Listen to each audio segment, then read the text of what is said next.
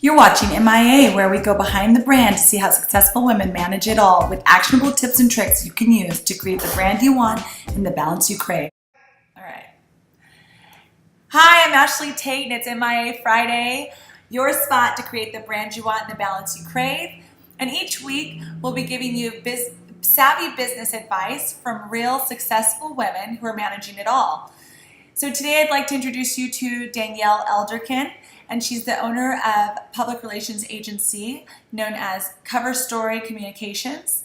And you can find her at www.coverstorycom.com. Now, this woman is pretty amazing. Number one, she shares my same birth date, which is something we bonded over when we first met. And she also has 15 years of experience in the public relations industry. And currently she specializes in home and houseware products. And we're going to be talking today about what other businesses can do in regards to PR for their business. And also what it's like to start a service-based business, because that can sometimes be difficult. So, Danielle, thank you so much for coming on. And I'm really excited to kind of get some good information for these women out there. So tell us a little bit about how you got started in the public relations industry in the first place. Well, I majored in magazine journalism. I always loved to write. Yeah. And I also loved decorating since a very young age. I remember being really little and drawing up designs for my bedroom and telling my mom that she needs to get me this comforter or this wallpaper. It's the 80s. So I had to have the wallpaper.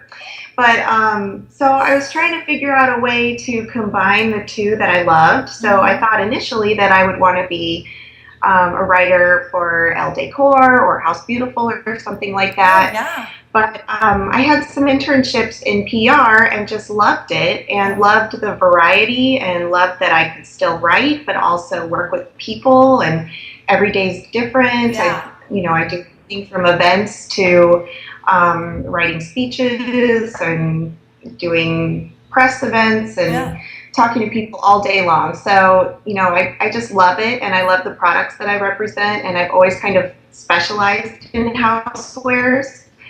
So after doing that for a while, and my husband and I were kind of ready to start having kids, and I knew that my busy, fast-paced agency life was not conducive to that. Right. I didn't think I would be able to even get to a daycare center by the time it was still open. Right. By the time you got I off thought work. I needed to figure something else out. So I'm like, well, I can probably do this on my own. So I started getting clients and then started having kids and just kind of balanced all of it together. So how did you get your first client? I mean, for some of the women out there, they're just starting their businesses, and that's one of the most daunting things. When you start a service-based industry, generally they're looking at your previous work. So how did you start when you started out and you came from an agency, but were you able to use that work to get your first few clients? I did use that work. I mean, I talked about my experience at those agencies and the fact that, I was more affordable than working with a giant agency with a lot of overhead, and they could demand the prices that they were asking, but, I was a little more affordable because I was working out of my dining room. Right. And I could still get that same level of expertise that I was able to provide at the larger agency, but I was on my own, and it was more focused attention. So that was kind of attractive to a lot of clients. Yeah. But initially, I have to say, I mean, I didn't really make very much money at all. I kind of covered my expenses really the first year. Right. And I just went out and met anyone and everyone I could. I made it a point to go to some kind of networking or educational event every week, no matter what it was. Yeah. And I scheduled lunches and coffees with anyone and everyone I knew, or people that knew people I knew. Yeah. I wasn't afraid to ask anybody to meet with me and see who they knew that could possibly use my help. Oh, I love so that. I also volunteered on the Chamber of Commerce and did some work for them, and that kind of led to some things. But do you think that is common for someone to do pro bono when they first start out in the service industry? Is that something that you recommend for I business think owners? so. because it kind of lets people know that, you're willing to lend a helping hand. You're supportive of your community or whatever cause you're helping out with. Right. And also the people who are involved in that know other people and they're likely to recommend you for different things. Yep. And when they see the quality of the work you're doing for the organization, then they're more likely to connect with you. So I would recommend it. Later throughout my career, as the agency got a little bit more popular and I was more busy, did find that for some of the nonprofit work or some of the kind of smaller companies that I would work with, I always charge a little something, just because I do find that people kind of value your work, take more ownership of it and more pride in the project. Right. If they're paying just a little minimal fee, they just take it a little more seriously. So I do charge a little something. I never do anything completely free now, just because I've had that experience before. So, but I tend to go a little bit more towards the don't do it for free, because that gives a little bit of value and tangible, hey, I'm actually doing some work for you, and it makes the organization respect what you're doing, and also you respect that job, and give it your all. And and so when I love that you said yes in the beginning, that's okay to do so that you can get some recommendations, and that's probably one of the biggest parts of it, right, is to get those recommendations at the end of your job. So if you're doing it for free, still be sure to get the recommendation. Like, make that part of your plan. I am going to ask for a recommendation, and even saying that up front sometimes is great. Right. So I think that's great advice, because later on in your business, you still want to help people, but the whole free thing kind of goes out the window. Yeah. So what have been some of your biggest challenges? I know you were working out of your home, and now you're in an office.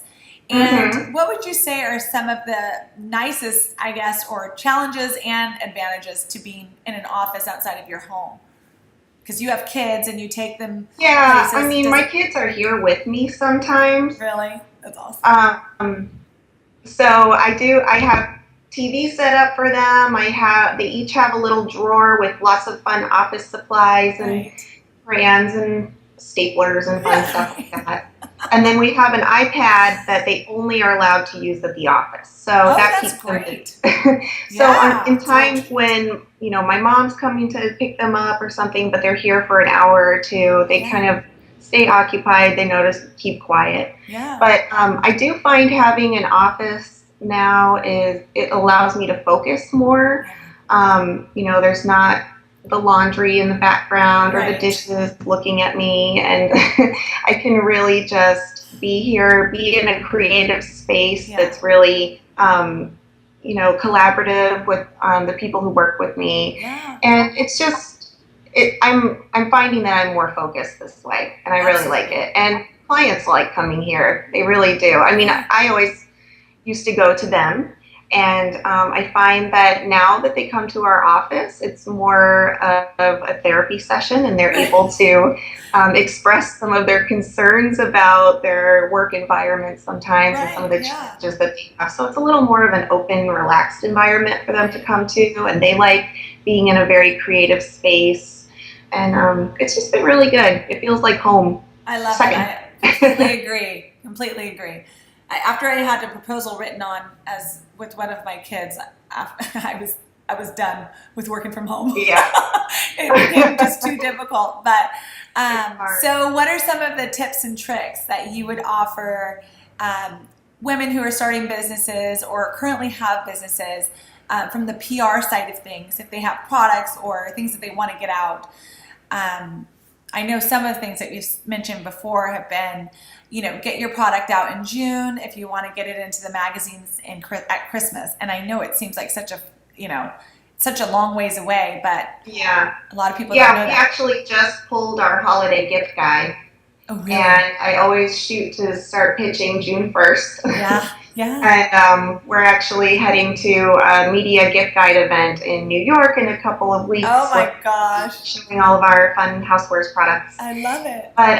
But yeah, they work so far in advance. So Yeah, think, 6 to 8 months in advance, sometimes even a year for some of them for the holiday issue because it's such a big production for them. Right. Yeah. So think about that. And don't be afraid to approach people. I know it can be kind of scary to send something to a producer at the Today Show or to a magazine editor, at Redbook or Oprah or something like that. But really, those people are looking for fun and interesting new things. That's right. And it goes across all industries, really, not just housewares. Like if you have some kind of a skincare product or, right. Anything really. They're just normal, nice people, and they're not this is scary. Their job. Exactly. But you can easily find Twitter addresses. Look in the masthead of the magazine and look for the contacts, and you can Google just about anyone and find something out about them, something that you can connect with on a personal level. And they get bored reading these like generic blast emails. They don't want to see that. They want to see that you actually have paid attention to what they typically cover, what they like, some of their personal interests and hobbies, and some of the things that they typically like to write about in the publication. Be familiar with what they usually run. I mean, be familiar with that publication or with that TV show before you pitch them, because if you're totally off the mark, they're just going to delete you and be like, these people don't know what they're talking about. Right, and essentially blacklist you at some point. Yeah, really. I mean, today there's no excuse for not knowing something about the person that you're pitching. There is absolutely no excuse. And if you one of our clients is Tervis. They make these fun cups. And they have thousands of designs, and we send them to editors all the time. And maybe we find out that they're big fans of the Dodgers, or they went to school at Notre Dame or something like that. And we send them designs based on things that we think they like. And maybe they do yoga. We send them a yoga cup. And sometimes they're just blown away by the level of personal attention that we gave to our pitch. So it really makes a big difference. I love that you say that. I mean, people don't realize that it just takes a little bit of effort on the front end to get, I'm not saying that it's guaranteed, but to get a little bit of the publicity that that's possible out there. I mean, a lot of people don't even try, and they don't really know how to do it. And so I think that's a great piece of advice.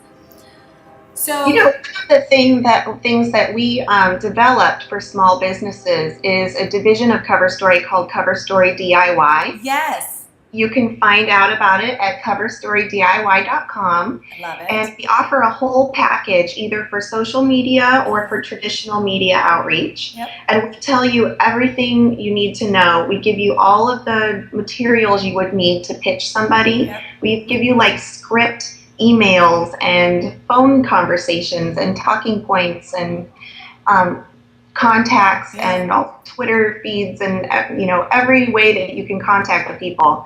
So we give you the whole package and a timeline and instruction sheet that tells you exactly how to do it. I love that. So if you don't have that, you better get over there.